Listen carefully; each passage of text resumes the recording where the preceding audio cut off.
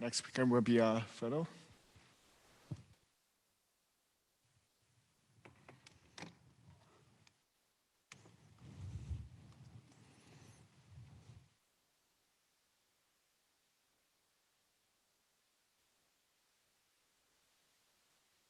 Right. Good afternoon. It's an honor to be here. Oh, and I don't have the display I want, but that will work. So unlike most of you, I wasn't lucky enough to have TED as an advisor, but I will argue that I share a deeper connection that started earlier in my life because TED and I share the same birthday. And so I can answer Bill's question from this morning. March 30th is when TED was born. And so in preparing for this talk, I checked online who else I shared a birthday with. And I have to say that TED remains the most exciting person I share a birthday with. I mean, Van Gogh's not bad, but according to Gauguin, he wasn't always the best friend. And don't get me started on Eric Clapton these days. Anyway, so I did my PhD on dry geometric topic. And when I started my postdoc at MIT with Julie Dorsey, I wanted to explore more how human perception should be taken into account for making images. And in particular, I wanted to start by simulating visual adaptation, which is how your eyes adjust to changes in the brightness of the scene. And I quickly learned that one of the main references I needed to build on was this paper by TED that studied how rods adapt to various light levels. And so I used it and came up with this paper. And as you may know, the plots in the paper are actually, as far as I understand, TED's rods that are measured. And so I can say that, by this time I had looked really deeply into TED's eyes, even though I hadn't met him yet, so I probably had a good sense of his character. So, we had the same birthday, I had looked deeply into his eyes, but we hadn't met yet. And this happened when I was incredibly lucky to attend TED's seminar on material perception. And that was a really inspiring and transformational experience for me, not just because of the scientific content, but because of the community and the method. And it was really fascinating to see TED think about topics and look for questions. And as many of you, I'm sure, have experienced, he would utter questions that were half-formed, and it was unclear where he was going. And I quickly realized that this was the point, this was the depth, that you really need to start paying attention to questions before you even know what the question is.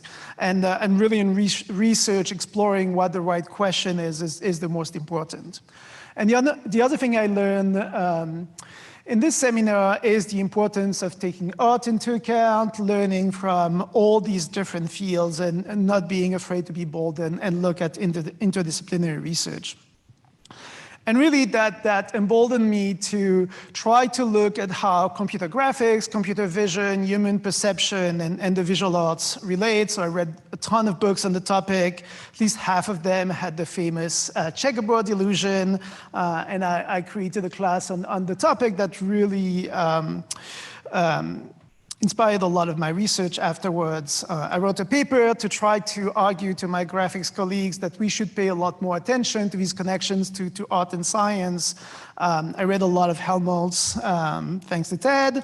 And in particular, I became obsessed with this idea that, whereas everybody at the time was arguing that computer vision is the inverse problem of graphics, in reality, image making is the inverse of computer vision. You really want to generate a stimulus that will be processed by the brain. If you want to represent a real scene, you want the stimulus that you're making to elicit the same percept as the real scene. And I'll get back to this idea at the end of the talk. And then I was lucky enough to have a bunch of job offers, and I had to choose where to go. As someone who grew up in the middle of nowhere, I was very excited by an offer from Columbia University because New York was big and exciting. But really, very quickly, it was clear that the intellectual environment at MIT was way more exciting, and in particular, TED's presence and that of one of his former PhD students really were huge in my decision to join MIT. So you may see it was in 2002. Little did I know that Ruth was conspiring to maybe make all these plans a little more complicated than I thought, but it all worked out in the end, and I was lucky enough to be at MIT with Ted and be able to work with him. A lot of my work built on his prior work, so we did some photographic style transfer with a student and postdoc that was directly inspired by Ted's work on texture, where in order to transfer the style of a photograph like this Ansel Adams, we matched not just the tone distribution, but the distribution of some power, of some notion of texture map that directly came from this work with James Bergen and Ted. The fast local Laplacian that we did with Sylvain, Mathieu Aubry, and others also directly builds on Laplacian pyramids. And as I mentioned this morning, it's still the basis of all the tonal management and some of the texture management in Adobe Photoshop and Lightroom. And then I got a chance to actually work with Ted. We did some what I view as really exciting work. Certainly you took the lead where we magnified this small motion. This became a really exciting area of research that I pursued further with Bill. But it all started with an idea from Ted. In general, by the time I was up for tenure, the majority of my work was inspired by Ted's work, and in particular by his work on the planoptic function. I did a lot of work in 3D graphics and photography that used various slices of the planoptic function to understand and process things. I think one paper that really exemplifies how Ted's thinking has inspired some of my work is work we did with the brilliant Annette Levine and other people who are brilliant too, but she was the main author on motion invariant photography, where we're trying to prevent motion blur in images.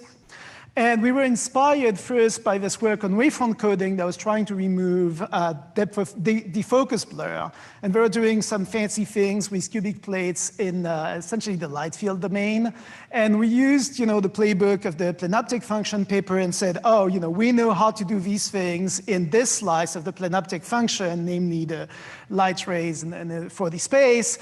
We've got to be able to do exactly the same thing in space-time, and that's how we created this motion invariant photography work. And talking about planoptic function, I was recently asked by some French magazine what I viewed as the most important innovations in photography since the advent of digital. And my answer, as Bernd discussed this morning, was really these dual pixel autofocus that are exactly the same as TED Planoptics camera. So as Bernd explained, it's the idea that you're going to split your pixels in two to do stereo from the two sides of your lens. And they've really transformed photography in very deep ways. And let me elaborate a little more. Before, in order to do fast autofocus, you needed a mirror, you needed a reflex to be able to send light to some secondary autofocus sensors.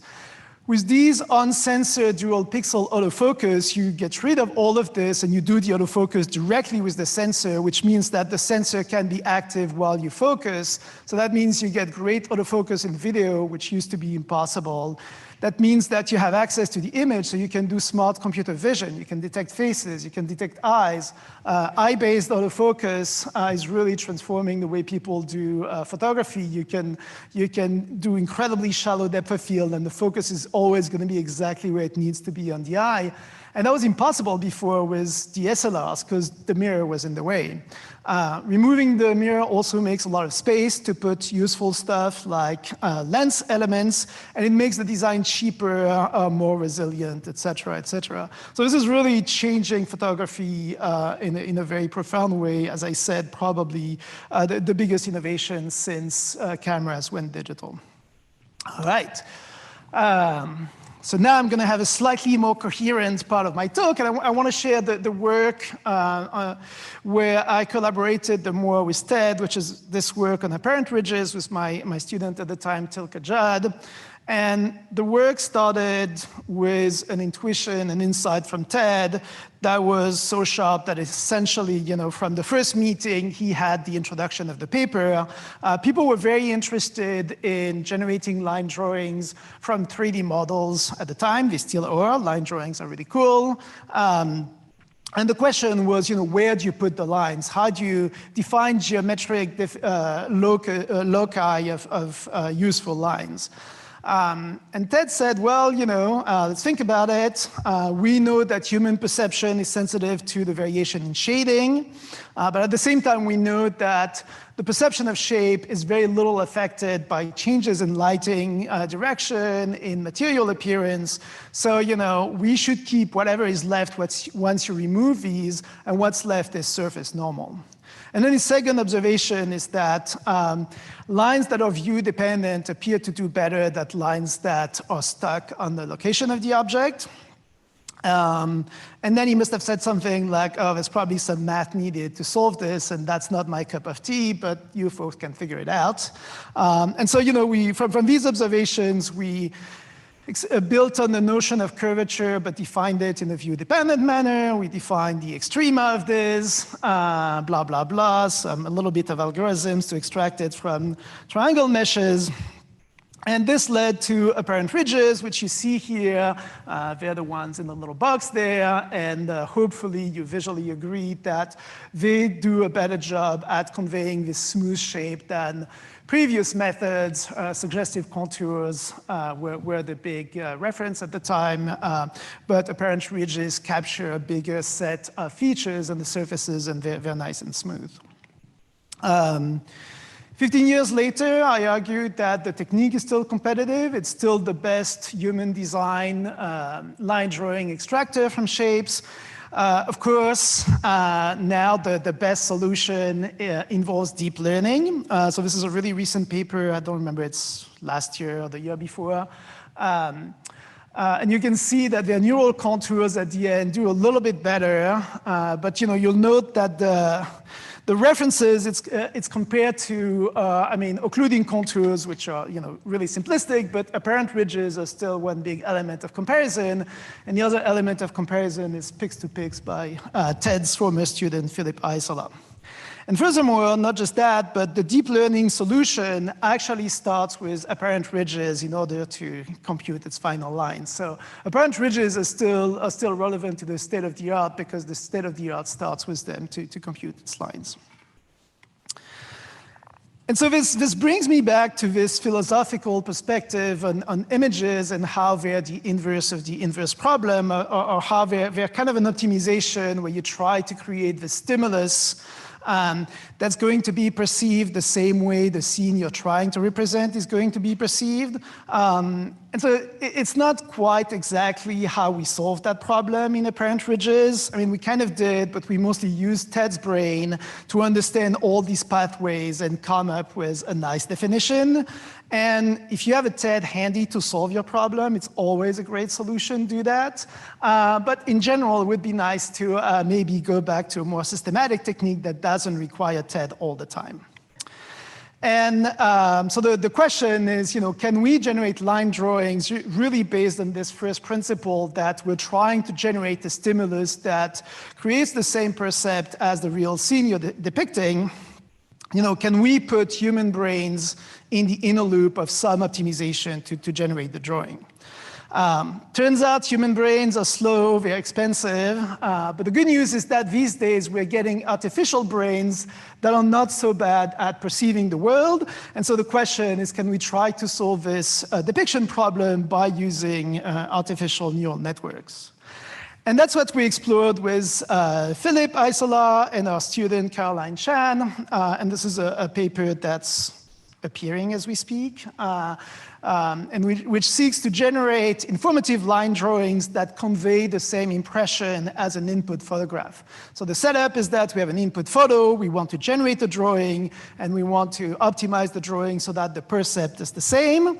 And as I said, we're going to use neural network to stand in for human perception. So we're going to try to generate the same impression of shape as measured by some depth prediction network. We're going to try to create the same impression of semantic content, and we're going to use CLIP for this. And we use a couple of extra metrics just for the cookbook recipe. And we also have a set of examples to specify the style of the drawing, and the punchline is that it works. We generate line drawings to the right that are a lot better at depicting the photographs than previous methods. We can generate various styles depending on the style example we provide. And I think it really creates very compelling drawings, and you can try it yourself if you want. We have a demo online. I was able to try it with Ted. And so, yeah, it's very exciting to be able to use these neural networks as a stand-in for human brain to some extent. All right, thank you for your attention, and thank you, Ted.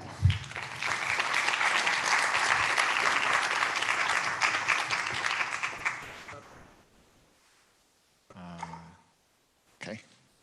So when you were starting to work with line representations, did you do comparisons with actual artists?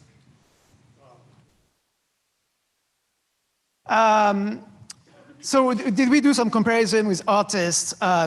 We didn't, but because the problem is to get the data as usual, so it's not very easy. I mean, I guess we did in the sense that we qualitatively showed, look, this artist is putting a line that looks kind of at the same place where we are putting a line. But later, Fredo Durand, who later became a postdoc with Ted and myself, did some work where he gathered some work by artists and compared the lines that they generated to the lines that various methods generated, and apparent ridges was overall doing better than other methods. So there's been some comparisons, yeah. Okay, great. Well, let's thank the speaker again. Thank you.